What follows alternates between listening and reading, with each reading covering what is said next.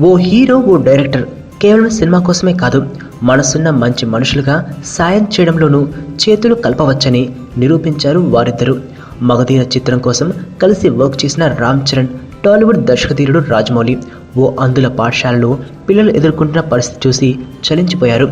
ప్రస్తుతం వరదలు 2 తెలుగు రాష్ట్రాలను ముంచెత్తుతున్నాయి. ముఖ్యంగా హైదరాబాద్లో అయితే పరిస్థితి ఎంత దారుణంగా ఉందో వార్తలు చూస్తే అర్థమవుతుంది. దురదృష్టవశాత్తు డెన్వర్ స్కూల్ ఆఫ్ బ్లైండ్పై కూడా ఈ వర్షాల ప్రభావం ఎక్కువగా ఉంది. మోకాలి లోతు నీళ్లు స్కూల్లో నిలిచిపోవడంతో అంధ విద్యార్థులందరూ ఫస్ట్ ఫ్లోర్లో బిక్కుబిక్కుమంటూ కాలం గడపాల్సి వచ్చింది. ఈ పరిస్థితి తెలిసిన రామ్ చరణ్ ఆ స్కూల్లోని పిల్లలందరికీ 3 రోజులకు సరిపడే ఆహార పదార్థాలను అందించగా, రాజమౌళి తన తరపున బ్లాంకెట్లు అందేలా చేశాడు. స్కూల్ పరిస్థితి తెలిసి తమంతట తాముగా కదిలి వచ్చిన రామ్ చరణ్, రాజమౌళిలకు డెన్వర్ మేనేజ్మెంట్స్ కృతజ్ఞతలు ప్రకటించడంతో ఈ విషయం అందరికీ తెలిసింది. సైలెంట్గానే తమ వంతు సాయం చేస్తున్న ఈ ఇద్దరిని ఎంతైనా అభినందించాల్సిందే.